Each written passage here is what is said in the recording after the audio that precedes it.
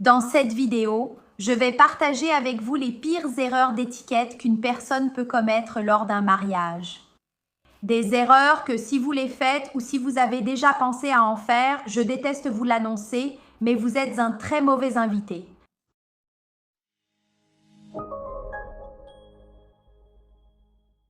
Bonjour à tous, bienvenue sur la chaîne Etiqueta e Protocolo. Je suis Juliana Santiago, cofondatrice de l'Instituto de Etiqueta e Protocolo, professeure et spécialiste en étiquette, et aujourd'hui nous allons parler un peu plus de l'étiquette lors des mariages. Comment être un invité comme il faut? Comment être un invité agréable pour les mariés? Donc, si vous êtes la mariée, partagez cette vidéo sur vos réseaux sociaux pour déjà enseigner à vos invités les règles d'étiquette. Si vous venez d'arriver ici, n'oubliez pas non plus d'aimer cette vidéo et de vous abonner à la chaîne pour découvrir tout le contenu. Une chose à laquelle les gens ne pensent pas toujours, c'est que le mariage est un moment très important.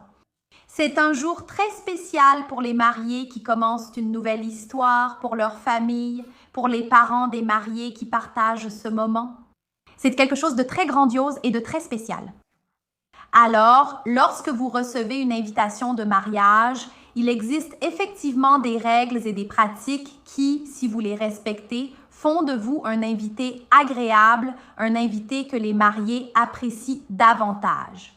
Beaucoup de personnes finissent par ne pas prêter attention et ne donnent pas autant d'importance aux règles d'étiquette lors d'un mariage. Mais le mariage est presque l'un des événements les plus formels que nous ayons. Dans notre vie quotidienne, c'est l'occasion où l'on va porter une tenue spéciale. On va aussi célébrer quelque chose de très spécial avec quelqu'un. Et il y a aussi des rituels et des protocoles qui ont lieu pendant une cérémonie et une fête de mariage. Alors maintenant, quelles sont les meilleures pratiques pour être une bonne invitée à un mariage? Allons-y. Premier point, c'est quelque chose que vous ne devez jamais faire à un mariage, arriver en retard. Le mariage, il a des rituels, il a des protocoles qui se déroulent lors du mariage et il est essentiel que vous participiez à tout le processus. N'oubliez jamais qu'au mariage, il y a le moment de la cérémonie et le moment de la fête. Certains mariages, n'est-ce pas, ont la cérémonie et juste après, les mariés reçoivent les félicitations lors d'une fête. Donc, dans les deux situations, il y a effectivement des moments qui doivent se dérouler à un certain moment. Il y a un moment où chaque étape, chaque rituel de ce mariage va se dérouler. Quand il s'agit de la cérémonie, il est essentiel d'arriver à l'heure indiquée sur l'invitation. Quand il s'agit d'une cérémonie qui a lieu dans une église, généralement l'horaire est bien celui qui est indiqué. Il n'y a pas beaucoup de retard, d'autant plus que souvent il y a même plus d'un mariage dans cette même église.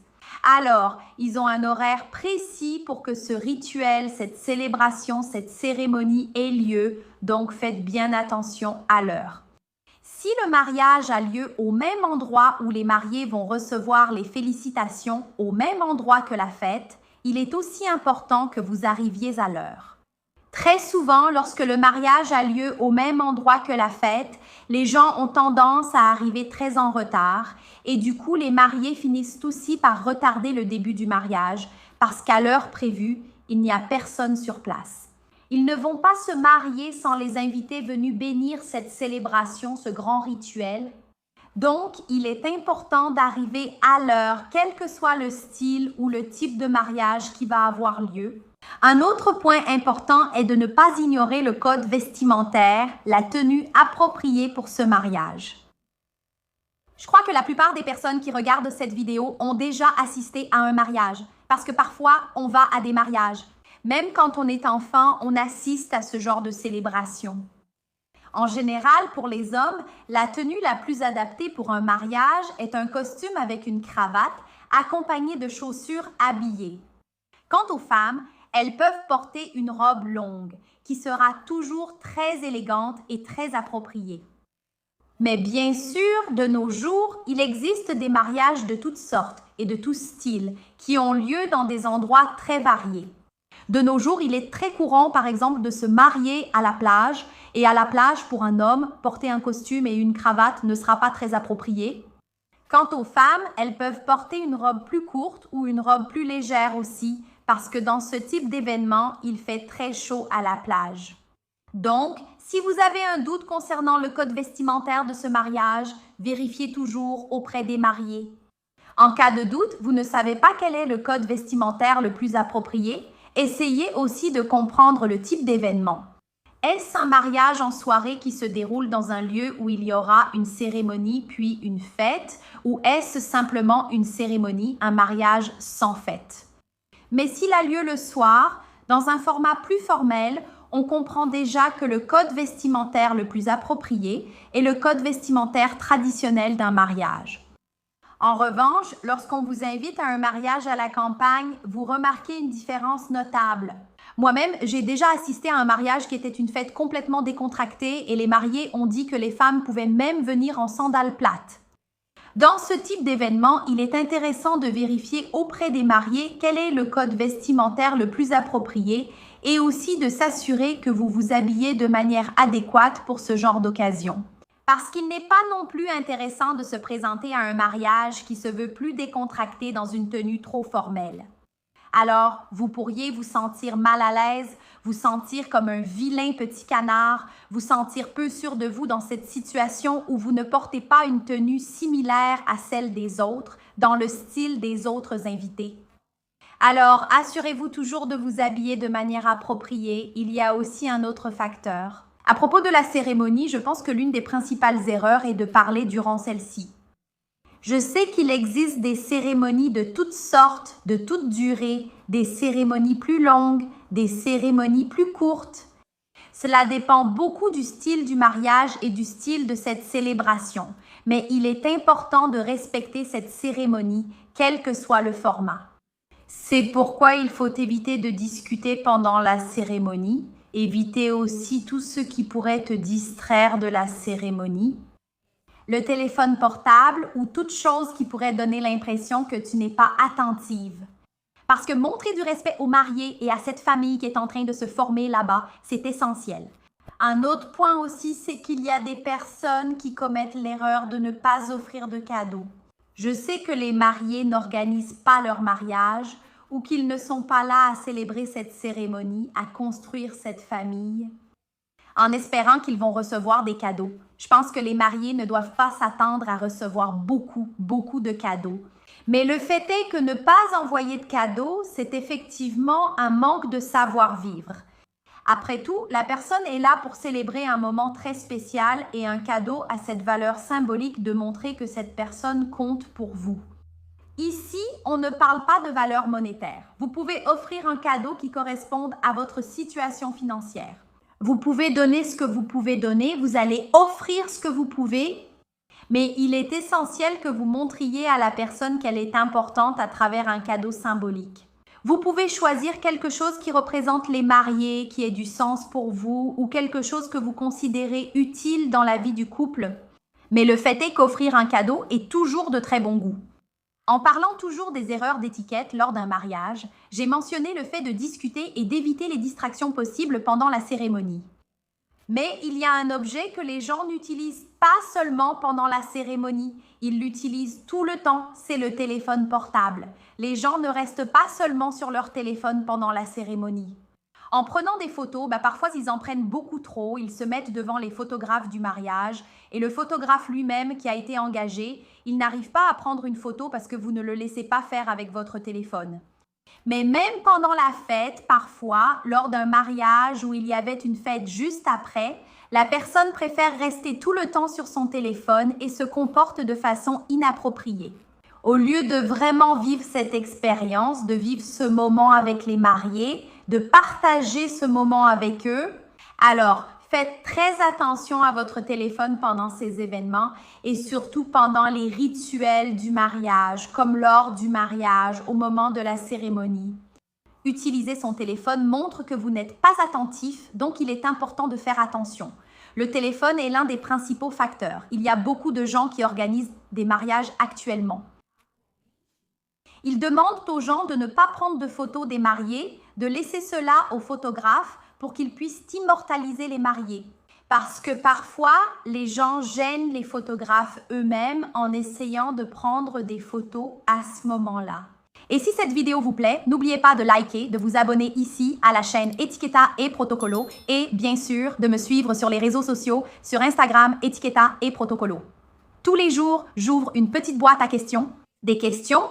Vous avez un doute, une suggestion de vidéo? Venez discuter avec moi, je vous attends sur Instagram. On continue notre liste des erreurs d'étiquette que les gens commettent lors des mariages. Un autre point, c'est de ne pas confirmer sa présence. Cette histoire de confirmation de présence est quelque chose de nouveau pour beaucoup de gens. Beaucoup de personnes n'ont pas cette habitude, n'ont pas cette coutume. Mais si vous savez que vous allez au mariage, si vous vous êtes organisé pour y être, confirmez votre présence. De nos jours, il est très courant que les mariés aient même des sites de mariage. Ils créent un site de mariage et y mettent des informations sur la fête, parfois même des informations sur le dress code aussi. Ils mettent sur le site des mariés des informations sur les cadeaux, des listes de cadeaux en ligne. Donc, ces modèles de sites sont de plus en plus populaires et présents. Cela fait déjà une dizaine d'années que nous avons cela. Les sites de mariage sont de plus en plus présents et importants sur ces plateformes. Très souvent, il y a un espace pour confirmer sa présence, où vous pouvez même laisser un message au marié, envoyer un petit mot sympa, donc n'oubliez pas de confirmer votre présence. S'il n'y a pas de site, il n'y a nulle part où le faire sans déranger les mariés, car parfois, on ne veut pas appeler la personne. Confirmez votre présence lors de la réception de l'invitation. Savez-vous déjà si vous venez? Confirmez déjà votre présence pour que les mariés aient une estimation du nombre d'invités. Et une autre idée aussi, c'est de confirmer auprès du coordinateur du mariage. Vous pouvez voir qui coordonne ce mariage et confirmer avec eux. Il y a beaucoup de personnes qui mettent la confirmation de présence via le WhatsApp des organisatrices du mariage. Donc, il y a celui des coordinatrices, n'est-ce pas? Donc, ce sont quelques alternatives que vous pouvez suivre pour confirmer votre présence, mais confirmer votre présence. C'est intéressant parce que les mariés, surtout dans un mariage qui sera suivi d'une fête, n'est-ce pas? Avoir une estimation du nombre de personnes présentes aide beaucoup les mariés à s'organiser. C'est mieux ainsi, n'est-ce pas, à cette date-là, avec les prestataires, n'est-ce pas, dans cette situation, si la personne a demandé de confirmer, confirmez. Si les mariés ne demandent pas de confirmation, demandez-leur, parlez-en. La personne regarde et se demande « Est-ce qu'il y a un endroit où je confirme ma présence ?» N'est-ce pas? Ça vaut la peine de poser la question, de chercher. Savoir se montrer comme un invité intéressé est essentiel. La personne se rend compte que son événement est important. Elle sait que ce moment est important pour elle, mais il est aussi important pour vous. Et alors, quand vous vous comportez comme une invitée, c'est spécial. Quand vous vous montrez une invitée intéressée, une invitée participative, la personne commence à vous apprécier davantage. Vous savez, parfois, vous n'êtes pas très proche des mariés, mais si vous accordez de l'importance à cette invitation, la personne le remarque. Waouh, c'est génial que j'ai invité Juliana, elle est vraiment impliquée dans mon mariage. Je sens que mon mariage est aussi quelque chose d'important pour elle. Donc, c'est intéressant de montrer cela. Un autre point aussi pour être un bon invité à un mariage, c'est de ne pas exagérer avec l'alcool. Personne ne veut vivre une situation embarrassante, tu comprends? Ou parfois, on a trop bu, on finit par dire quelque chose qu'on n'aurait pas dû ou faire quelque chose qu'on n'aurait pas fait si on n'était pas ivre. Sans compter aussi que très souvent, quand tu bois trop, tu peux même finir par déranger les autres. La fête peut entraîner des situations gênantes, inappropriées, qui peuvent même mettre mal à l'aise les hôtes de la soirée, les mariés, les parents des mariés. C'est avec une image. Oui, je sais. Cela peut aussi perturber cette fête. Y avez-vous pensé? Parfois, tu bois trop, tu laisses un vase se casser, tu vas te blesser. As-tu déjà pensé aux conséquences que cela peut avoir sur la fête? Est-ce que la fête va continuer et fonctionner de la même manière? Certainement pas. Alors, fais attention si tu remarques que tu abuses de l'alcool. Il est important de contrôler cet autre facteur. Bien sûr, on ne peut pas parler de mariage sans évoquer la question de l'étiquette à table. Après tout, tu vas manger devant d'autres personnes, que ce soit pour prendre un petit amuse-bouche ou même pendant le moment du dîner. Parfois, certains mariages n'ont pas de dîner servi au buffet, il y a juste un plat chaud. Mais le fait est que tu vas manger devant les autres personnes et avoir un bon comportement au moment d'apprécier la nourriture est essentiel pour que tu sois perçu positivement et que tu transmettes aussi une image positive. Alors, observe ton comportement à table. C'est l'un des moments où nous devons montrer que nous savons nous tenir. Bien sûr, l'étiquette à table doit être utilisée au quotidien, mais lors d'une fête ou d'un événement où tu vas partager la table avec d'autres personnes, c'est encore plus important. Naturellement, les gens vont t'observer et il est essentiel de leur donner une impression positive de toi. C'est pourquoi, si tu n'as pas encore suivi ma formation sur l'étiquette à table, je vais laisser ici le code promo YouTube pour que tu puisses participer à notre formation. Instituto Etiqueta e Protocolo. Là-bas, tu vas apprendre comment tenir correctement la fourchette, le couteau, comment tenir les verres, comment te comporter face à certains aliments. Il est difficile de mieux comprendre cela. C'est un cours que tu peux suivre en une journée très rapidement, mais qui va certainement transformer ta relation à table. Si tu n'as suivi aucune formation avec nous, utilise le code promo YouTube. Tu auras une réduction très spéciale. Ne manque pas cette opportunité. En continuant avec les erreurs d'étiquette pour les invités de mariage, ce sont aussi des erreurs que je remarque quand je vais à des fêtes. Une très grande erreur est de ne pas saluer les mariés. Je sais que très souvent, tu es invité, par exemple, par les parents des mariés. Donc, il est naturel que tu ailles saluer la personne que tu connais le mieux. Parfois, tu es plutôt l'ami de la mère du marié, alors tu vas la saluer, elle. Voilà. Mais il est aussi essentiel que tu salues les mariés. Après tout, ils sont en train de fonder une famille. Ils commencent une histoire à ce moment-là. Et tu as l'opportunité d'y participer. Profite de cette célébration qui est pleine d'amour avec eux, alors ça vaut la peine de saluer les mariés. Ne manque pas de les saluer. Tu peux me demander, Jus, mais moi, amie de la mère du marié, je ne connais pas le marié, je ne connais pas vraiment la mariée. Enfin, c'est une grande fête, ils ont invité beaucoup de monde. Présente-toi, dis « Salut Maria, ça va? Je suis Paula, l'amie de ta mère. C'est super de pouvoir célébrer ce moment avec toi. » C'était très spécial de pouvoir partager ce moment avec ta mère. Elle était super heureuse. N'aie pas honte d'aller les saluer, d'accord? C'est essentiel et très important. Un autre point dont nous devons parler à propos du mariage, c'est que le mariage, comme je l'ai mentionné, comporte de nombreux protocoles et de nombreux rituels. Donc, surtout pendant la cérémonie, il y aura des rituels spécifiques, comme l'entrée des mariés, la sortie des mariés et d'autres moments, comme je l'ai mentionné. Il y a aussi des protocoles pendant la fête elle-même, parce que ce mariage a une fête. Il y a le moment des toasts, il y a le moment où les mariés coupent le gâteau et il y a le moment de la danse des mariés. Bien sûr, de nos jours, ces protocoles et ces moments sont très variés. Il y a des mariés qui vont suivre ces processus, ces protocoles, et il y en a d'autres qui ne les suivent pas. Surtout en ce qui concerne la fête, parfois les mariés ne font pas de danse ou parfois il n'y a pas de moment précis pour couper le gâteau. Porter un toast, parfois, ce n'est pas toujours très organisé, tu vois. Mais il est naturel que même dans un mariage plus décontracté, il y ait quand même des étapes et des rituels qui vont avoir lieu pendant ce mariage. Et il est essentiel que tu respectes les règles. Cérémonial. Par exemple, si la maîtresse de cérémonie annonce l'ouverture de la piste de danse pour la danse des mariés, sois une invitée gentille, éloigne-toi. Si on mentionne qu'une photo va être prise devant la table du gâteau et que tu es là en train de gêner, tu vois bien que tu déranges la photo, alors éloigne-toi.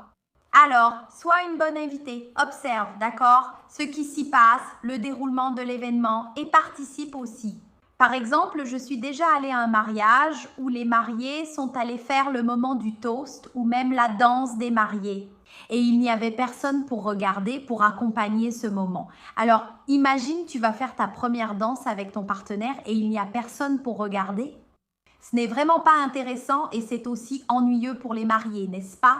Alors, sois un bon invité, participe au moment, comprends les règles qui sont établies là, n'est-ce pas? Les indications, les étapes qui vont se passer et respecte-les. Fais partie de ce qui se passe là, de ce à quoi tu peux participer. Et une chose qui arrive souvent lors d'un mariage, c'est qu'on rencontre de nouvelles personnes, on revoit des personnes qu'on n'avait pas vues depuis longtemps. Et il est essentiel que ces personnes aient une bonne première impression de qui nous sommes. Et si tu veux faire bonne impression dès le début, clique ici, juste à côté. Ici, il y a une vidéo récente que j'ai faite sur la chaîne avec quelques conseils pour créer une bonne première impression. Je suis sûre que cette vidéo va beaucoup t'aider, surtout quand tu seras invité à un mariage. Je m'arrête ici et à la prochaine vidéo.